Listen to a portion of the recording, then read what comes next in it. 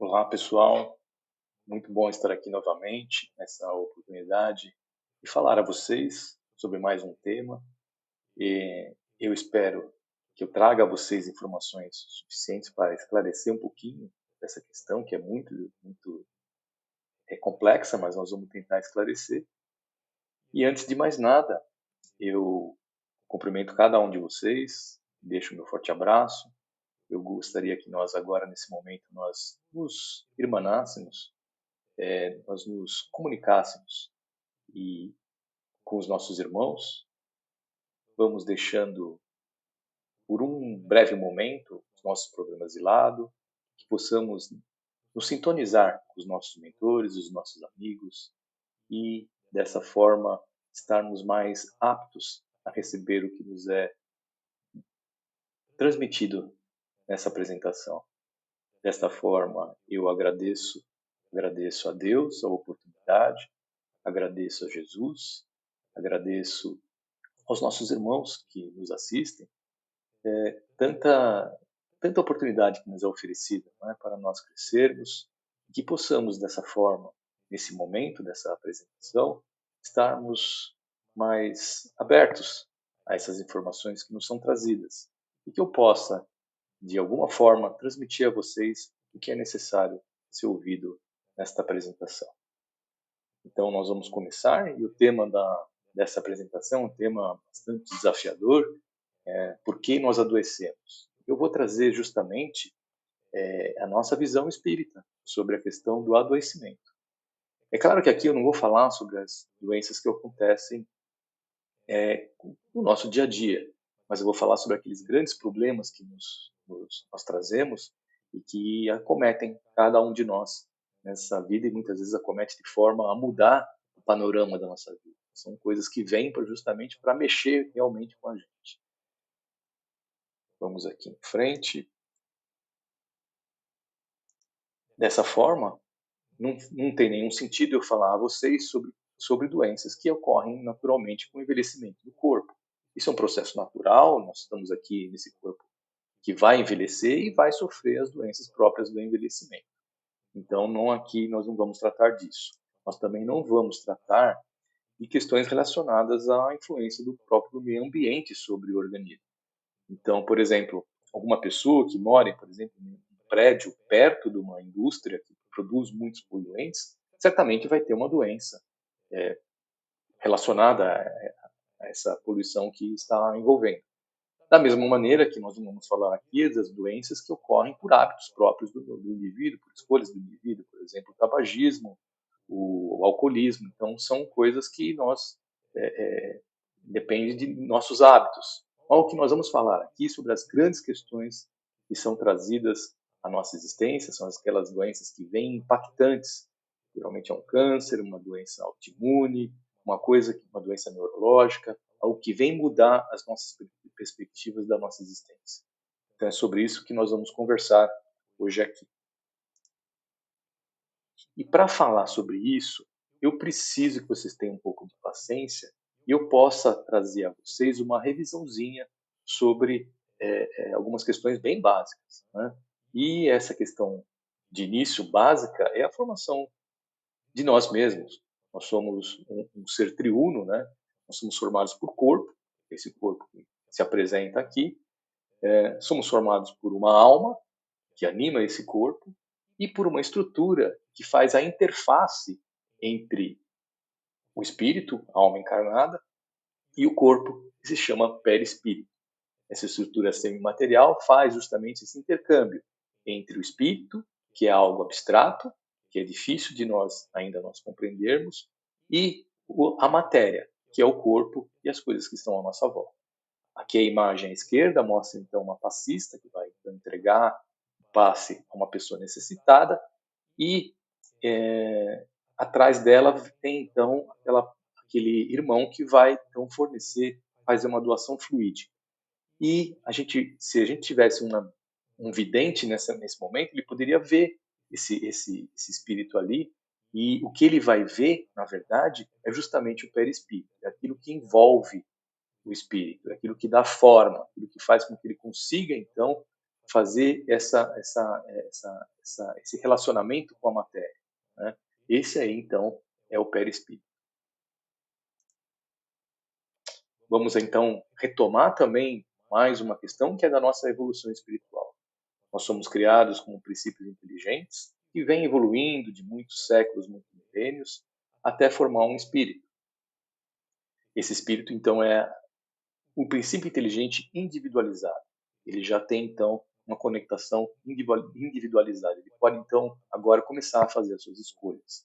E a gente sabe, dentro da nossa doutrina, que ele é criado simples e ignorante. Simples, porque ele é movido por, por instinto. É como se fosse um animal. Um animal, você tem um animal, qualquer animal, vocês imaginem o mais próximo da gente, é um gato, um cachorro, que ele vai comer quando ele está com fome, vai dormir quando ele tem sono, ele vai procriar quando ele tem a necessidade. Move por instinto. Ele, perdão, aqui eu bati aqui. Ele é movido então por instinto. Então ele é simples, simples porque é movido por instinto. Ele não é um indivíduo complexo, cheio das nossas complexidades, das nossas nuances psíquicas de relacionamento, de sentimentos, de sensações. Por exemplo, compaixão, que é um sentimento que você vai adquirindo, um sentimento de fraternidade, que é um sentimento que você vai adquirindo. Então, ele é criado simples e ignorante porque não tem conhecimento. E à medida que vai evoluindo, ele vai adquirindo, então, virtudes, vai evoluindo num senso moral e vai adquirindo, então, também uma razão, vai adquirindo conhecimento.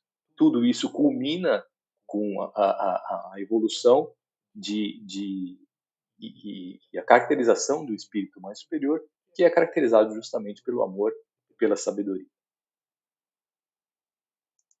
Uma breve revisão, e assim, nessa evolução, o espírito, que é simples e ignorante, passa então a galgar os seus postos até chegar a um espírito superior.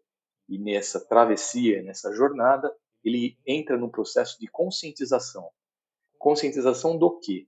Conscientização das leis naturais que estão à sua volta, conscientização de si mesmo como ser imortal que é, e conscientização também que ele tem a possibilidade de fazer escolhas e essas escolhas, ou seja, essa possibilidade, esse livre-arbítrio, ele vai sendo aprimorado progressivamente. Então, dentro desse processo de evolução espiritual, nós temos então um processo de conscientização e o processo do aprimoramento do livre-arbítrio, que é conseguido através de várias reencarnações. Então, nós não vamos aprender isso de imediato, nós vamos aprender isso aos poucos, tudo isso sendo consolidado, tudo isso sendo absorvido pelo espírito, tudo isso sendo, então, galgado de forma progressiva na nossa evolução espiritual.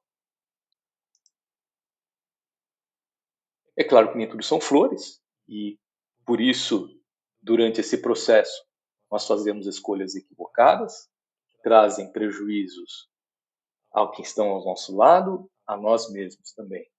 Então, isso nos leva à desarmonização frente às leis naturais. É claro que isso depende desse processo de conscientização, depende do estágio que eu estou em termos de consciência, né? Desse estágio de conscientização, e as minhas escolhas podem, então, levar a uma desarmonização frente às leis naturais, que são leis que estão aqui universais, que regem o universo como um todo, né?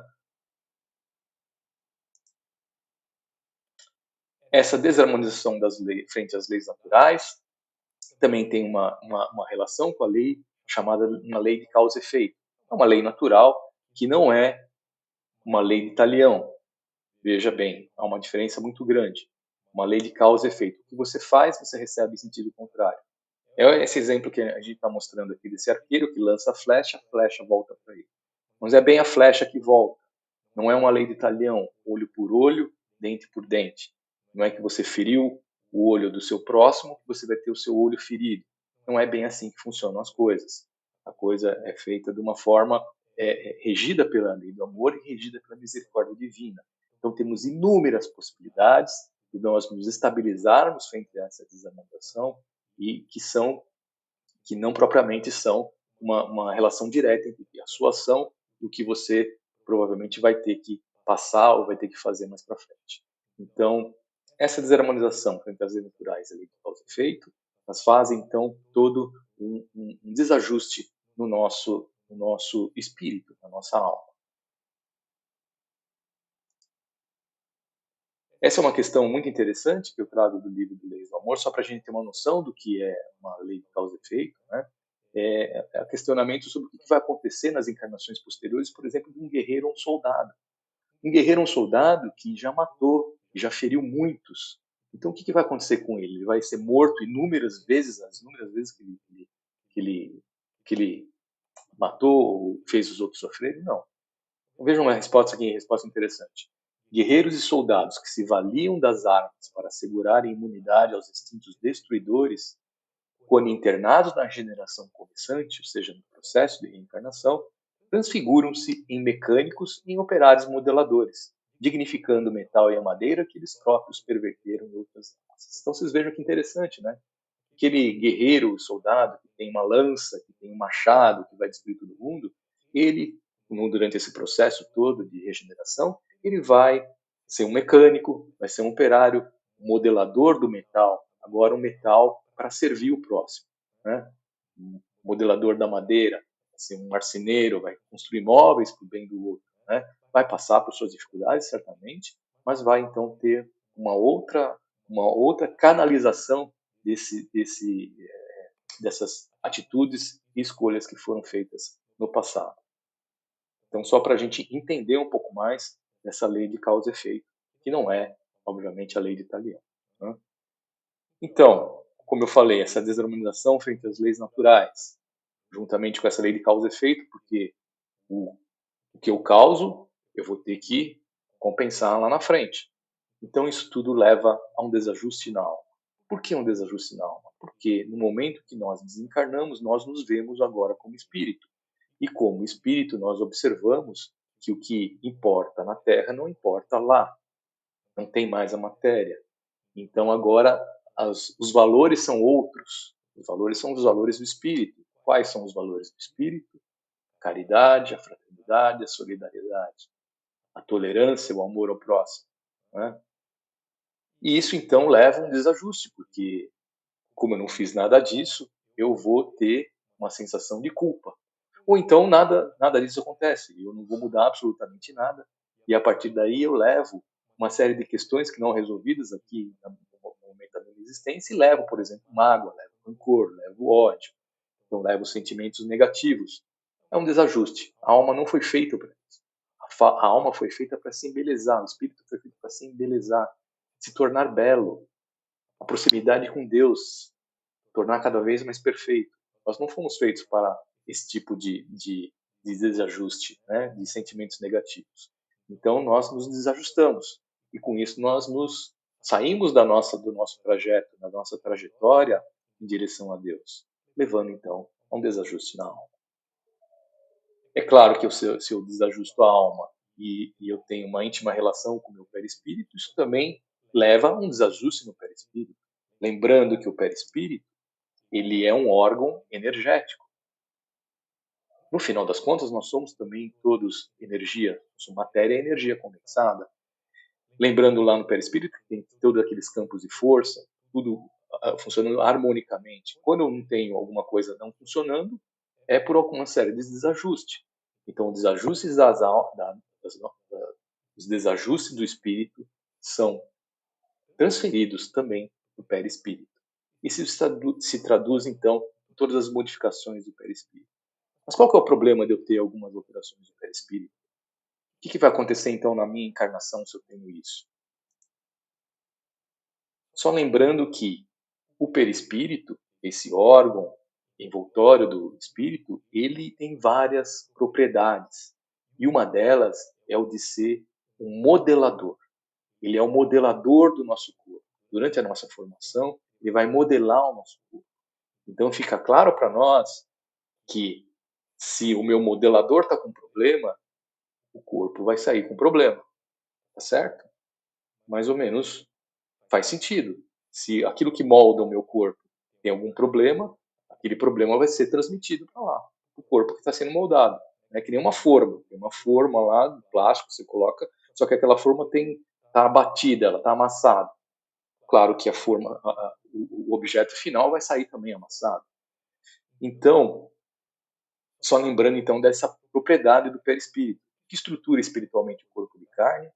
Então, o corpo espiritual ou o perispírito é o corpo básico, aquilo que a alma transmite, né? Constituído de matéria sutil, de um envoltório semimaterial, sobre o qual se organiza o corpo de carne. Então, a partir daí, vai ser moldado o nosso corpo a partir desse perispírito. Então, eu tenho uma alma em desajuste que se transmite toda essa desarmonia ao perispírito, isso aí se transmite também ao corpo, informação. Ao corpo, informação, e a gente pode ver muito bem nessa imagem que vocês estão vendo aqui ao meu lado, que mostra a formação do feto. Então, de início, a gente é uma célulazinha, né? Uma célula microscópica, que ela é fecundada com um espermatozoide e forma, então, também, depois, com a divisão celular, vai se dividindo, vai formando várias células, vai formando uma bolinha. É como se fosse uma mora, por isso o nome mórula, um conglomerado de células que vai formar, então, o embrião, chamado mórula. Só que as células são todas iguais. O que faz ela se diferenciar e formar todos esses tecidos, todos esses órgãos tão diferentes no nosso corpo? Então, a gente sabe que durante o processo de encarnação, esse processo que o espírito vai encarnar, ele vai se ligando célula a célula, as células perispirituais com as células do nosso corpo, e vai moldando então o nosso corpo, vai moldando os nossos órgãos, vai moldando os nossos tecidos, a partir daí formando então o que nós conhecemos como corpo humano. Vocês estão vendo aqui a evolução do feto, desde uma célula única até um indivíduo bastante complexo em termos de sua formação de tecido e órgãos. Tem vários tecidos e tudo isso foi formado a partir de uma única célula. Então, se eu tenho um desajuste na alma que é transmitido pelo perispírito e ele que molda o nosso corpo, é fácil entender que se eu tenho um desajuste ali em cima, eu vou ter um desajuste na formação do nosso corpo também. E esse desajuste, isso aí muitas vezes explica aquelas malformações congênitas. A pessoa nasce com um braço defeituoso, uma perna defeituosa, com algum problema relacionado ao nascimento. Mas também justifica tudo aquilo lá, as doenças que nós desenvolvemos ao longo da vida.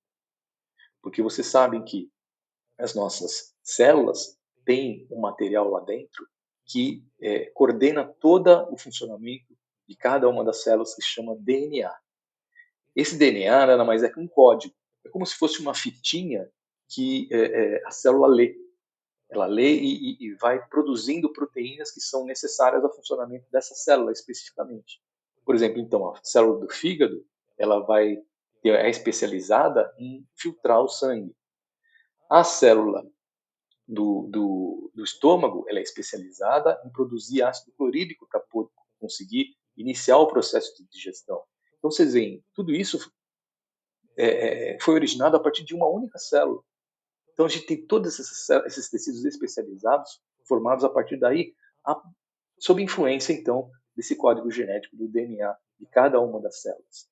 Então, dentro desse código genético, vocês estão vendo aqui a célula com essa bolinha rosa aí dentro, essa bolinha mais roxa é uma coisa chamada núcleo porque está no meio da célula, e que traz então o nosso código genético, traz então o DNA, que é essa hélicezinha assim, que se fica toda enroladinha até formar esse X.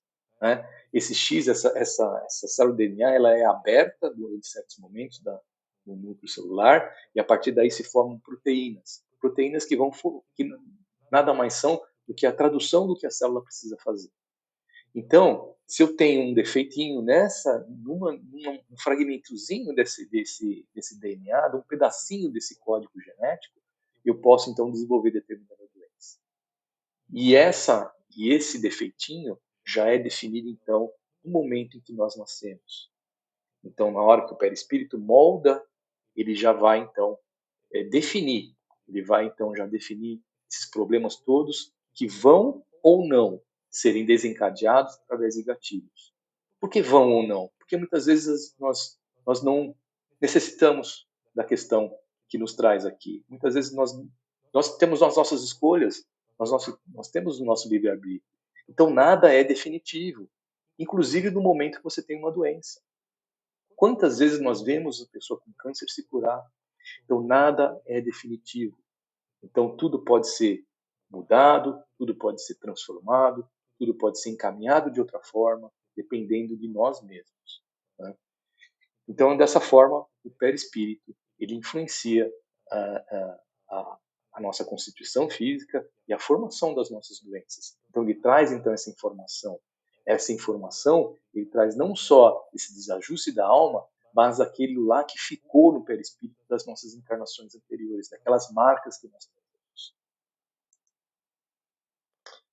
Então, essa é uma questão interessante que eu trago aqui do livro Leis do Amor, de Emmanuel, por Francisco Chico Xavier e Valdo Vieira. O erro de uma encarnação passada pode influir na encarnação presente, predispondo o corpo físico às doenças? De que modo? Então, como é que ele fala? Como é que acontece isso? A grande maioria das doenças tem a sua causa profunda na estrutura semimaterial do corpo espiritual, ou seja, perispírito. Então, se eu estou desagregado lá no perispírito, vou desagregar o corpo também. Havendo o espírito agido erradamente, nossas escolhas erradas, nesse ou naquele setor da experiência evolutiva, nas nossas encarnações, vinca o corpo espiritual, ou seja, marca o perispírito. O perispírito fica marcado com desequilíbrios ou distonias que o predispõem à instalação de determinadas enfermidades conforme o órgão atingido. Vocês veem que interessante, não é? Então vocês veem aqui do lado, ó, essa figura que está aqui do lado é uma representação de uma forma humana. Então na frente é o corpo, atrás o perispírito. Se o perispírito tem uma marca na altura, por exemplo, do estômago, isso pode ser transmitido ao corpo e o paciente nascer com uma úlcera gástrica, uma úlcera do estômago, da dor, tudo.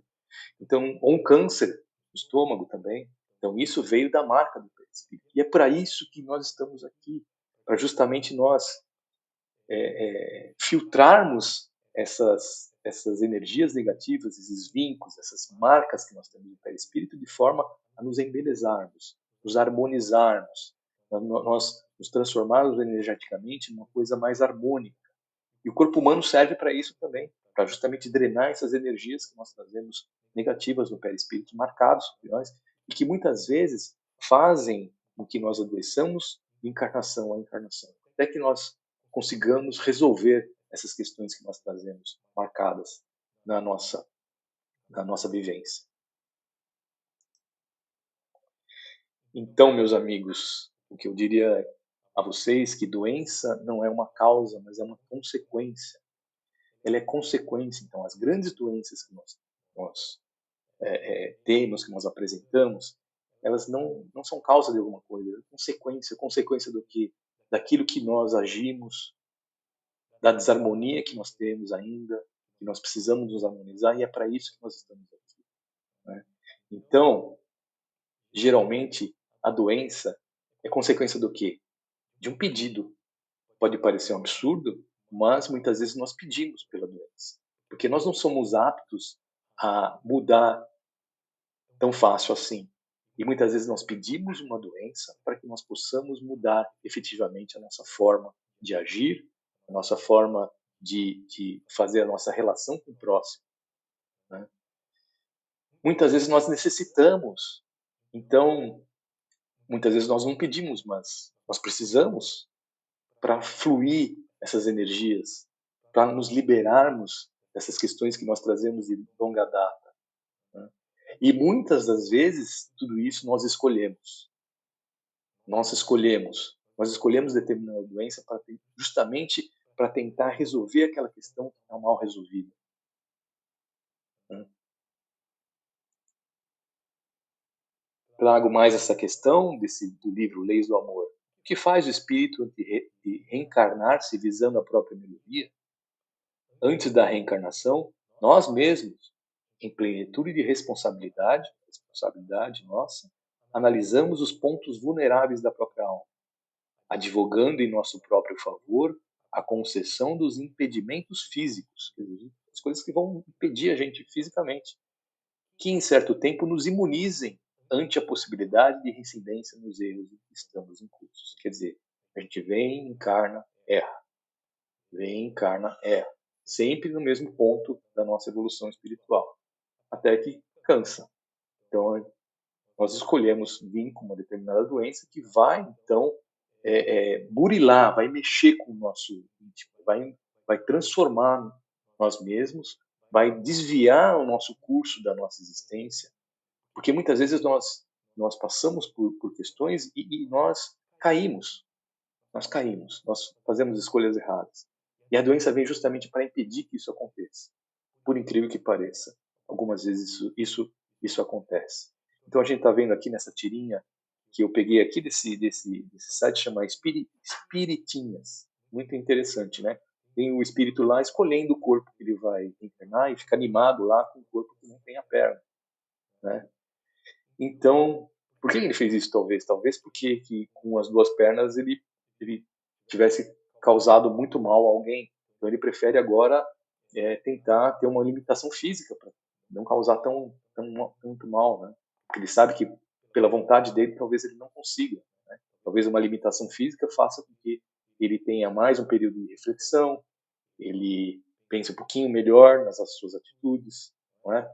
E com isso a gente vai então seguindo nesse processo de reencarnação. Então, na própria reencarnação, nós podemos fazer nossa programação, nós mesmos programamos as nossas doenças. E é frequentemente, num ponto que nós temos já uma consciência, da nossa conscientização daquele processo que eu falei para vocês, que nós temos aprimorado o nosso livre-arbítrio, nós temos condições já de programar a nossa própria encarnação. E aí nós programamos com o que nós necessitamos, o que nós precisamos. É claro que tudo isso não é estanque, não é fixo, tudo isso é mutável, depende basicamente das nossas escolhas. Não existe um determinismo, nada é determinado. Você pode mudar o curso da sua vida, depende daquilo que nós nos propomos a fazer dentro de uma obediência às leis naturais, às leis que regem o universo, que basicamente é aquilo que Jesus nos trouxe: amar a Deus sobre todas as coisas e ao próximo como a si mesmo. Só isso. Ele traz também nesse livro uns exemplos muito interessantes a respeito do que as pessoas pedem do ponto de vista de limitação física, de doença, quando vêm à Terra e falham. Por exemplo, vocês estão vendo ali na figura a imagem de, por exemplo, podia ser muito atual, hein? Podia ser um político, né? Político, um administrador público. Ele levanta a mão prometendo alguma coisa e com a outra ele faz a figa, sabendo que ele não vai cumprir. Ou então ele levanta a mão e fala maravilhosamente e por trás ele tem a maledicência de falar mal, de confundir as pessoas. Então olha que interessante a questão. Que emendas solicitam os oradores e pessoas que influenciaram negativamente pela palavra? Tarefeiros da palavra, que nos prevalecemos dela para caluniar ou para ferir, solicitamos as deficiências dos aparelhos vocais e auditivos, que nos garantam a segregação providencial.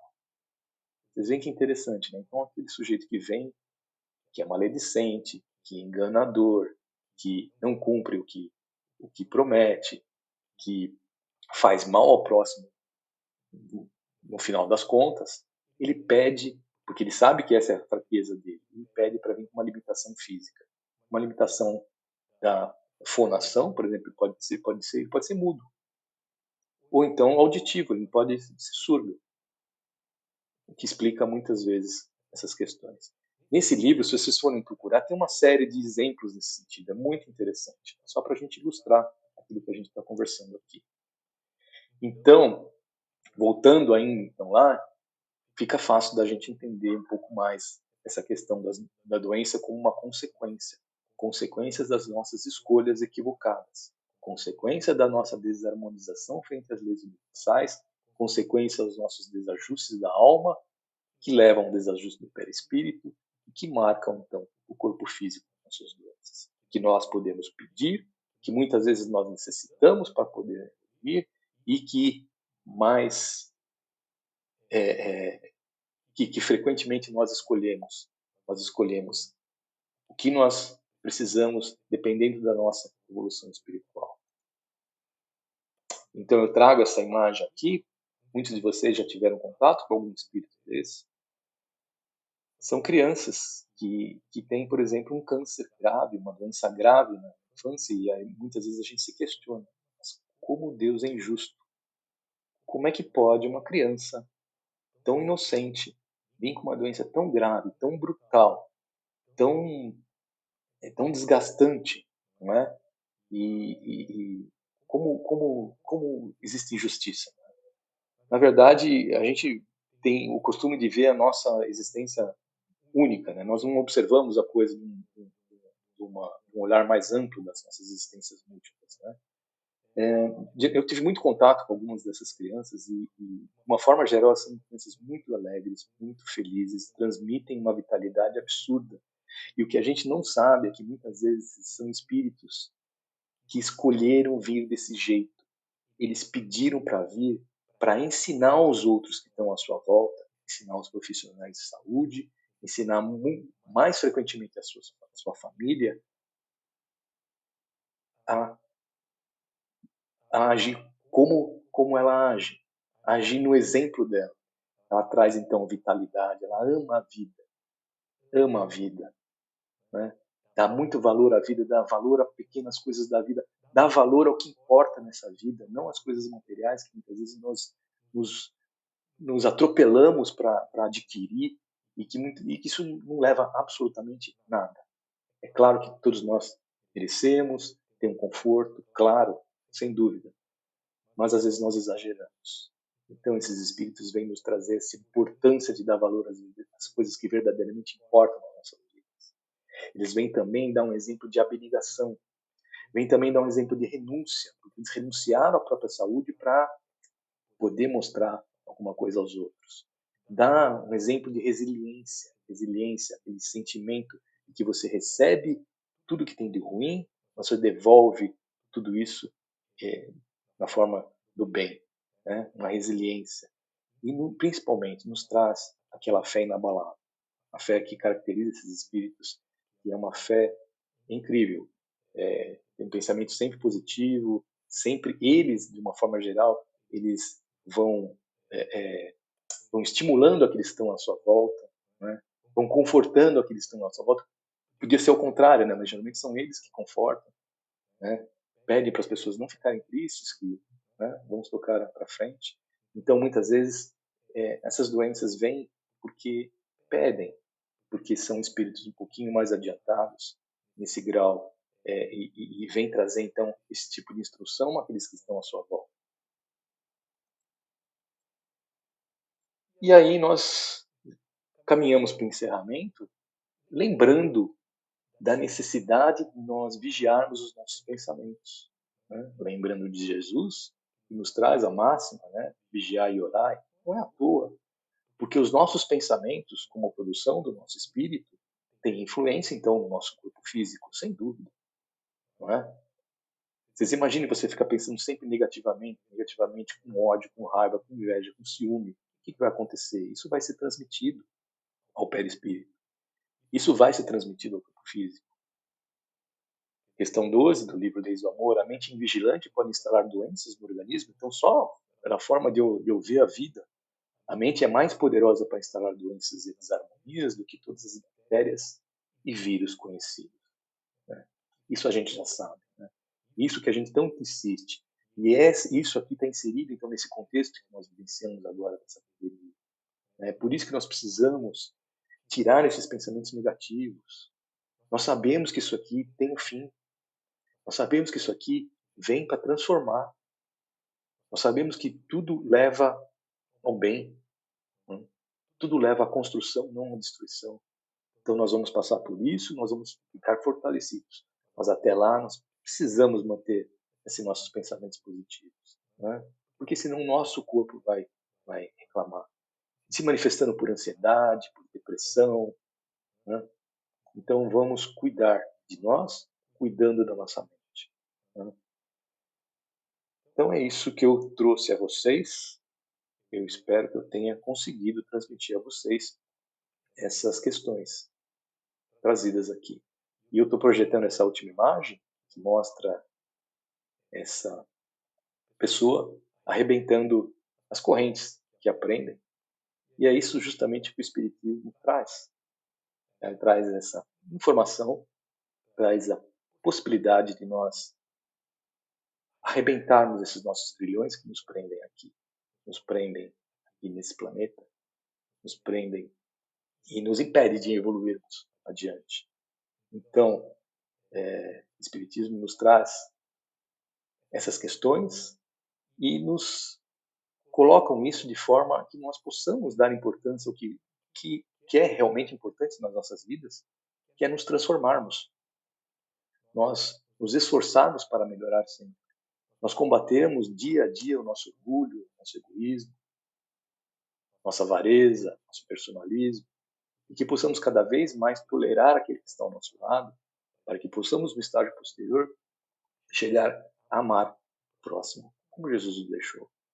Então, era essa informação que eu queria trazer a vocês. Eu espero que eu tenha transmitido isso de uma forma clara. Eu agradeço a oportunidade mais uma vez, agradeço a atenção de vocês e em breve estaremos certamente todos juntos. Semana que vem temos uma outra aula, mas estaremos juntos fisicamente, tenho certeza que uma vez evoluir esse processo de vacinação, teremos condições de estarmos novamente juntos todos. Então eu deixo aqui um forte abraço a cada um de vocês e um até breve.